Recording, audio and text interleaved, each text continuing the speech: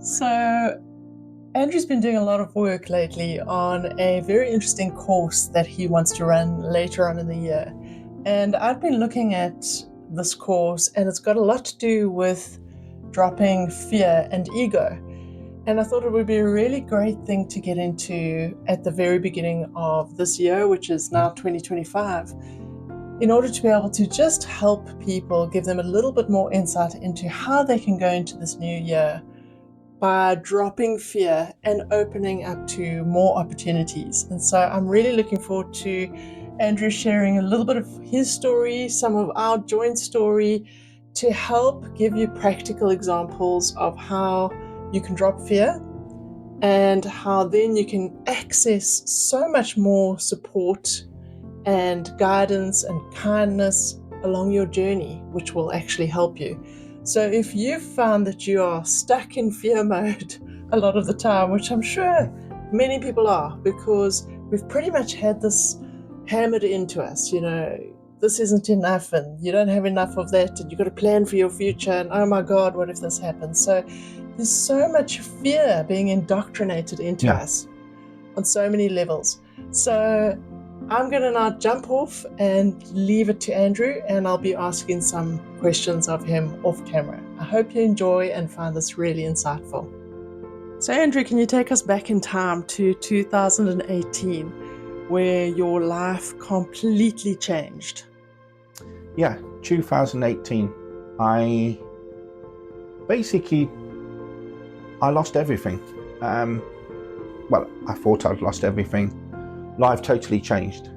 I lost my business, I lost my income, I lost my health, I lost house, and eventually I lost my self-worth and purpose.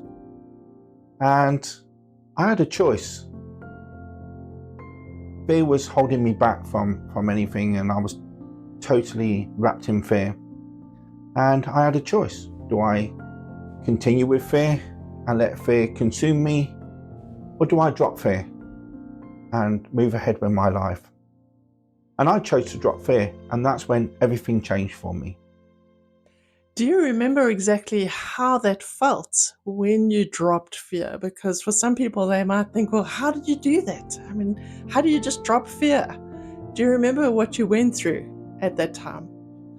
Well, I think it was my lowest point. I'd lost my house. I'd moved out of my house, and the day I moved out of my home and walked away to start a new life, the questions were still in my head. I was a failure. I was, how could I have let this happen? How could I have lost everything?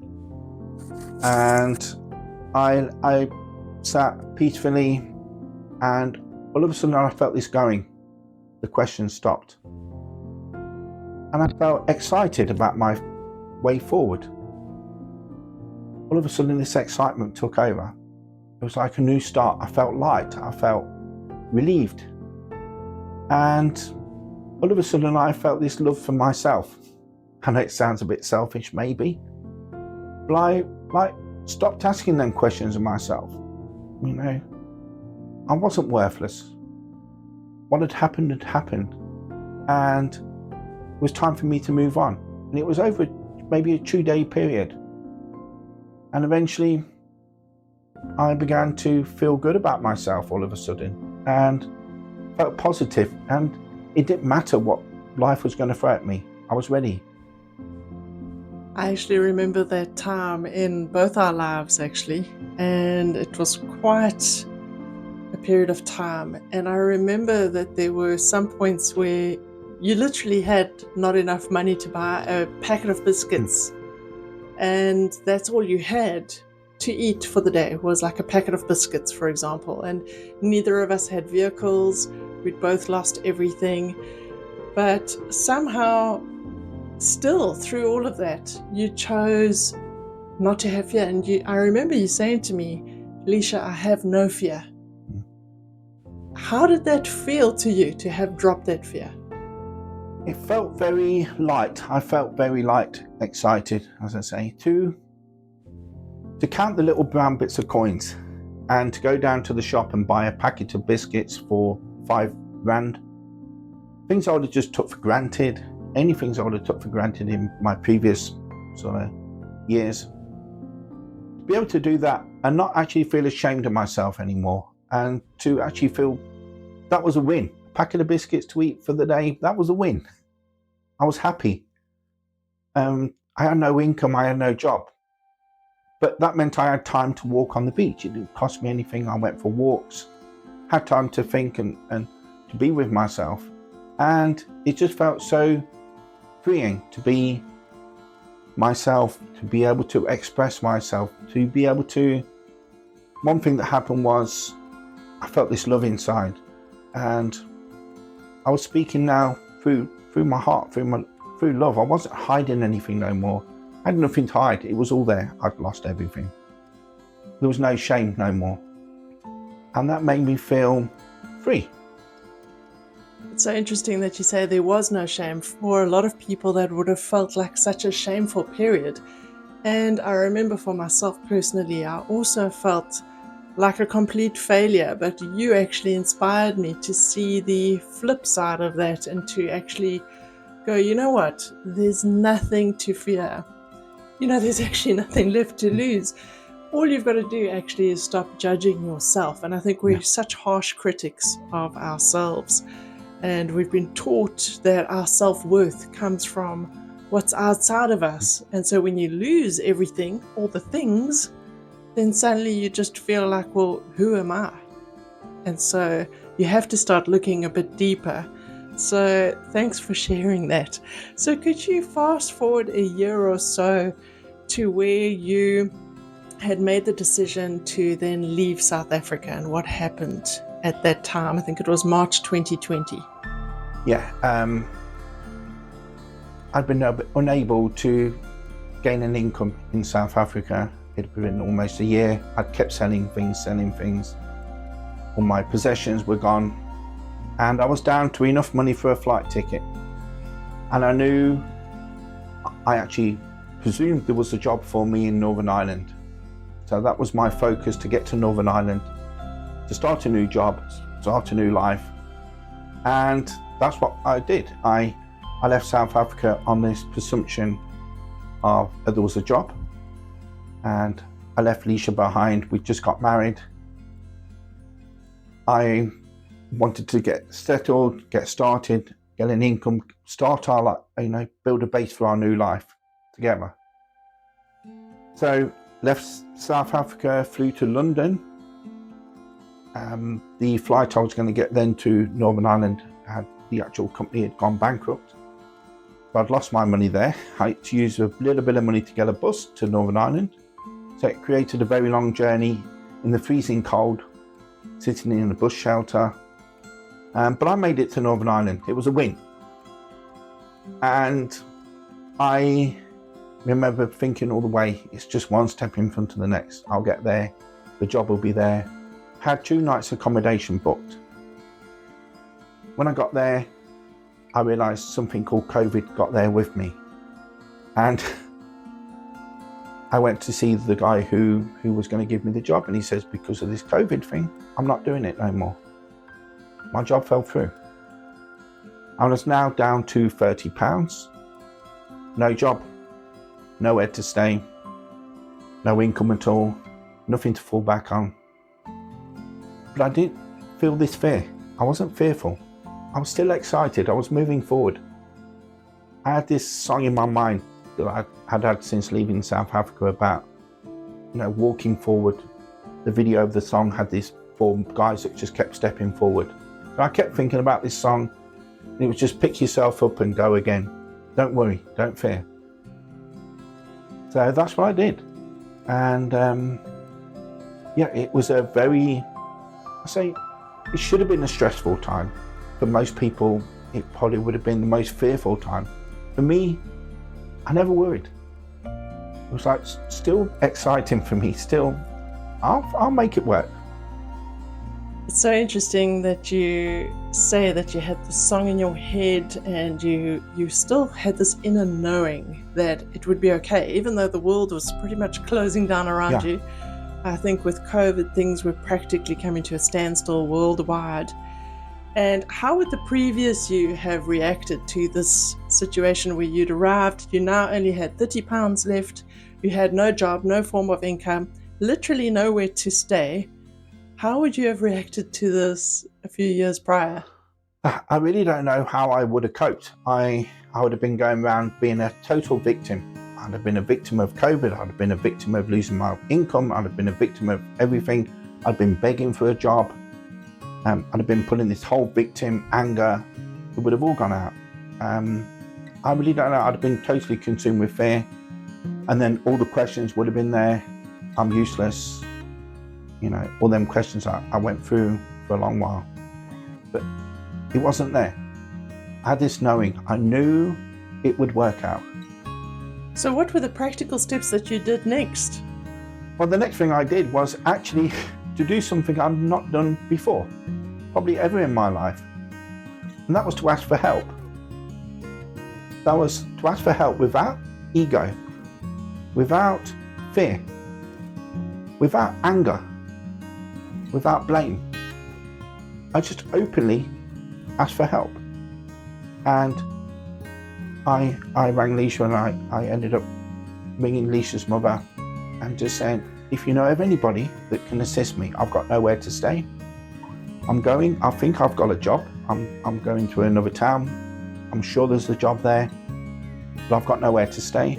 And then a lady came and paid for an accommodation one night for me. All of a sudden, people were feeling I was being open. I was just asking for help, and this help was coming. And ended up, I got a job. It wasn't ideal. And it's just probably the first time I actually openly said, I need help. I didn't play the victim. I didn't throw the fear. That's all I said.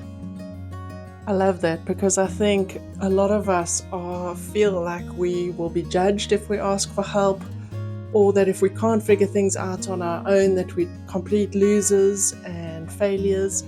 So it's so courageous, actually, to be able to ask for help. And I know with your travels, with your times that you saw Atlantis and how things worked in Atlantis, there was no need to ask for help.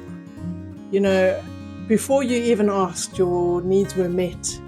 Whereas in this day and age, life is quite different. We're not all telepathic. So sometimes you actually have to pick up the phone and ask for help. And it's amazing how willing people are to help. And it actually gives them an opportunity to express their love and to ripple out their kindness. And so you said somebody that you didn't even know in a different country helped you. Tell us a bit more about that. A lady I never met. She lived in another country. She got in touch and said when she was in my situation a few years before, somebody helped her. And now she was paying that forward. And her only request from me was to pay it forward myself, which I'm glad to say I've done. I've been doing over the last couple of years, was to pay it forward myself. And that's like a ripple effect of kindness. She's shown kindness to me. She was in a situation where she had a bit of extra money. She gave me some money. I took that kindness and I've repaid that kindness going forward. It's like a ripple that happens where we can pay that kindness. I love that. And you say that carried you forward and helped you to rebuild, basically, but not from a space of fear, but from a place of love and kindness. And so what did this journey in particular, and I know there's a lot more to the story that we won't go into here today, which is quite mind-blowing, but what did this journey actually teach you about fear and ego? Well, I think the main lesson is when you drop your fear, you realize that ego goes as well. So ego and fear are very close. They're like connected. And the thing you realize, we're born with no ego, with no fear. We create from a young age ego and fear.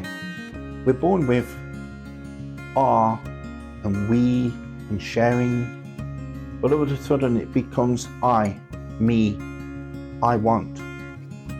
And we created that. And because we create that, we create fear as well. Everything has been created by us. So learning that fear and ego work together. And then what happens is you get this like shell that forms around you, almost like an eggshell. And your ego creates that. It's almost like a protection. And you protect yourself with fears, don't do this and don't do that. And you also build this like fear of what people think of you. I had that for so long.